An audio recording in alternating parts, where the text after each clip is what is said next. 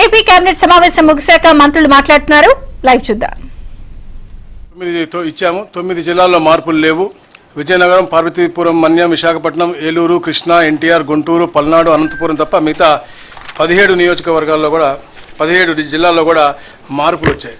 ఏదైతే గజెట్ ఇచ్చిన తర్వాత పబ్లిక్ నుంచి వచ్చిన రెస్పాన్స్ బట్టి మనకి ఎక్కడెక్కడైతే మండలాలు మారాలో, ఎక్కడెక్కడైతే డివిజన్స్ కావాలో అవన్నీ కూడా మనం ఏర్పాటు చేయడం జరిగింది. నూతనంగా రంపచోడవరం అంటే పోలవరం రంపచోడవరం, ఎందుకంటే పోలవరం అనేది ఈ రాష్ట్రానికే ఒక మంచి పేరున్నటువంటి మనకంటే మనం పోలవరాన్ని సోమవారంగా పెట్టుకుని మనం గతంలో కూడా చాలా కార్యక్రమాలు చేసాం. ఇది మనకి ఒక నాడి అని చెప్పి, జీవనాడి అని చెప్పి చెప్పుకున్నాం. కాబట్టి ఆ పేరు ఉండాలనే లక్ష్యంతో పోలవరం జిల్లాగా ఒకటి ఏర్పాటు చేసి రంపచోడవరం నియోజకవర్గాన్ని దాన్ని అభివృద్ధి చేయాలని చెప్పేసి, అలాగే ఎక్కడైతే పోలవరం విలేజ్ ఉందో దాన్ని కూడా రాబోయే రోజుల్లో అభివృద్ధి చేసి ఆ ప్రాంతానికి కూడా రెవెన్యూ పరంగా కూడా ఒక డివిజన్ ఇవ్వాలని చెప్పేసి కూడా ముఖ్యమంత్రి గారు కాంక్షించారు. అది రాబోయే రోజుల్లో కూడా చేయాలని చెప్పేసి మేము చేస్తూ ఉన్నాం.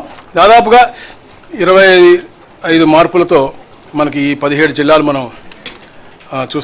మనం చేసాము. అంటే కొన్ని మండలాల మార్పులు అలా ఉన్నాయి. ముఖ్యంగా ఏదైతే ప్రజలు కాంక్షించారు, గూడూరులో నుండి 3 మండలాల్ని నెల్లూరులో తీసుకురావటం. ఎప్పటి నుంచో గూడూరు ప్రజలు నెల్లూరుకి చాలా దగ్గరగా ఉన్నాం, మేము తప్పకుండా అటు వెళ్ళాలని చెప్పేసి వారు కోరారు. అందుకనే కోట, చిలకూరు మండలం, గూడూరు మండలం మనం నెల్లూరుకు తీసుకొస్తాను. అలాగే కింద ఉన్నటువంటి 2 మండలాన్ని మనం తిరుపతిలో పెడతా ఉన్నాం. దాని ద్వారా ఏమవుతుందంటే దుగ్గరాజపట్నం పోర్టు కిందకు ఉంటుంది తిరుపతి జిల్లాలో, పైకి కృష్ణపట్నం పోర్టు మొత్తం కూడా అటు. ఎందుకంటే ఇంతకుముందు గత ప్రభుత్వం చేసింది ఎక్కడ కూడా ప్రాపర్గా ఆలోచించకుండా, మంచి పరిపాలన సౌలభ్యం ఉండే విధానం ఉండకుండా ఆ కార్యక్రమాలు చేశాయి. అందుకనే ఇవన్నీ కూడా మనకి ఇబ్బంది ఉంటుంది. అలాగే ఏదో రంపచోడవరం ముందు ముఖ్యంగా చెప్పాను నేను, ట్రైబల్స్ వారి యొక్క అభివృద్ధి అనేది ఎక్కడ కూడా కుంట పడకూడదు. అక్కడ మంచి పరిపాలన లక్ష్యంతోనే ఒకే పార్లమెంట్లో 3 జిల్లాలు అయినప్పటికీ కూడా అది తప్పకుండా ఏర్పాటు చేయాల్సిన అవసరం ఉంది అనే లక్ష్యంతోనే ఈ కార్యక్రమం చేపట్టారు. రంపచోడవరం అలాగే ముంపు ప్రాంతంలో ఉన్నటువంటి ఆ మండలాలు కూడా తప్పకుండా చేయాలి, అభివృద్ధి చేయాలి లక్ష్యంగా రంపచోడవరాన్ని ఒక మంచి జిల్లాగా మనం ఈరోజు చేయడం జరిగింది. అలాగే సామర్లకోట మండలాన్ని మనం పెద్దాపురంకి మార్చడం, అంటే కలిపి అటు మండలం మార్చడం. అలాగే ఏదైతే మండపేట ప్రజలు ఎప్పటి నుంచో కాంక్షిస్తూ ఉన్నారు, రాజమండ్రి కూతవేటి దూరంలో ఉంటాం మేము, రాజమండ్రిలో మమ్మల్ని కలపాలనేది, అది గతంలో చాలా రిప్రజెంటేటివ్ వచ్చినాయి, అవి కూడా చేయడం జరిగింది. అలాగే ముఖ్యంగా పెనుగొండ ఏదైతే మనకి వెస్ట్ గోదావరిలో ఉన్నటువంటి పెనుగొండ గ్రామాన్ని వాసవి పెనుగొండగా మార్చాలని చెప్పేసి ఎప్పటి నుంచో కాంక్షిస్తూ ఉన్నారు. ఎందుకంటే అక్కడ వాసవి మాత జన్మస్థలం అని చెప్పేసి వారు కోవడం జరిగింది. ఆ పేరు కూడా మార్పుడు కూడా ఈరోజు కేబినెట్లో ఆమోదం పొందడం జరిగింది. అలాగే ముఖ్యంగా ఈ ప్రాంతానికి వస్తే అద్దంకి నియోజకవర్గం బాపట్ల నుంచి ప్రకాశం జిల్లాలోకి, అలాగే నూతనంగా రెవెన్యూ డివిజన్ ఏర్పాటై దర్శి నియోజకవర్గం మొత్తం కూడా అంటే చాలా చూసామని, మధ్యలో దొనకొండ అటు వెళ్తుంది, ఇటు మొత్తం దర్శి నియోజకవర్గం కూడా అద్దంకి సబ్ డివిజన్లో ఉండి ప్రకాశం జిల్లాలో ఉండే విధంగా ఏర్పాటైంది.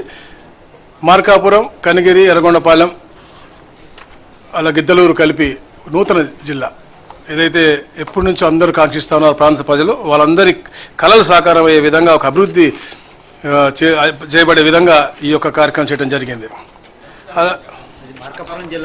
మార్కాపురం జిల్లా పూర్తి నియోజకవర్గాలు మార్కాపురం, గిద్దలూరు, కనిగిరి, ఎర్రగొండపాలెం.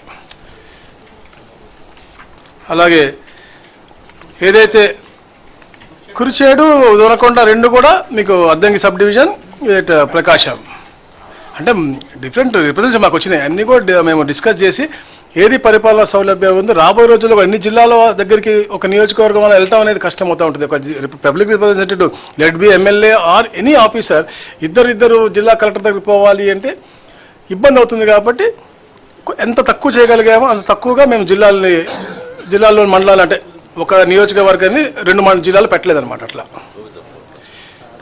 అది అయిపోయింది. తర్వాత ఏదైతే రైల్వే కోడూరు ఉంది, ఎప్పటి నుంచి వాళ్ళు కాంక్షిస్తూ ఉన్నారు తిరుపతిలో రావాలని, వాళ్ళ జీవితాంతం వాళ్ళు కలగంటా ఉన్నారు. అది తిరుపతి జిల్లాలోకి తీసుకురావడం జరిగింది. రాజంపేట ఎప్పటి నుంచో ఉద్యమాల ప్రాంతం, వాళ్ళు ఎప్పుడు కూడా మేము హెడ్ క్వార్టర్ కావాలి లేకపోతే మా కడపలో ఉంచండి అని చెప్పేసి వాళ్ళు ఎప్పటి నుంచో కోరుతున్నారు. వాళ్ళు రాయచోటి అనేది వాళ్ళు ఎప్పుడు కూడా హెడ్ క్వార్టర్గా వాళ్ళు ఒప్పుకోవట్లేదు కాబట్టి రాజంపేటను కడపలో తీసుకెళ్లాలని చెప్పేసి ఒక ఆలోచనతో ఈరోజు ఈ క్యాబినెట్ ఆమోదం చేసింది. అలాగే ముఖ్యంగా మదనపల్లి జిల్లాలో ఏర్పాటు చేయాలని చెప్పేసి అందరూ కూడా డిస్కస్ చేశారు. ఏదైతే రాయచోటు ఉందో అది నిజంగా అంటే అది కొంచెం బాధాకరం విషయం. ఎందుకంటే గతంలో చేసినటువంటి పాలకులు ప్రాపర్గా చేయకుండా, ఎందుకంటే సరౌండెడ్ బై కాన్స్టిట్యున్సీస్ని ప్రాపర్గా వాళ్ళు ఇన్వాల్వ్ చేసి రాయచోటిని హెడ్ క్వార్టర్కి పెట్టుంటే ఈ ప్రాబ్లం వచ్చేది కాదు. రాజంపేట వాళ్ళు ఎప్పుడు కూడా కడపకు వెళ్తూ ఉంటారు. ఈ మన పొంగునూరుని తీసుకెళ్ళి చిత్తూరులో పెట్టి దాన్ని ఇక్కడ కలపకుండా అంటే ఒక అసలు పరిపాలనా సౌలభ్యం లేనటువంటి విధానంగా కేవలం రాయచోటిగా పెట్టేటువంటి పరిస్థితి. కాకపోతే ఇప్పుడు మన రాయచోటిని సింగిల్గా ఒక నియోజకవర్గాన్ని ఒక డిస్ట్రిక్ట్గా ఇవ్వలేము కాబట్టి అన్నమయ్య జిల్లా అలాగే అన్నమయ్య జిల్లాగా ఉండి హెడ్ క్వార్టర్ని మదనపల్లి మార్చడం జరుగుతూ ఉంది. రాయచోటి కూడా మదనపల్లి జిల్లాలో ఒక భూభాగంగా ఉంటుందని చెప్పేసి కూడా మీకు తెలియజేస్తా ఉన్నాను. ఈ మరి ముఖ్యమైనటువంటి మార్పులు ముఖ్యంగా బనగానపల్లి ఒక సబ్ డివిజన్ ఏర్పాటు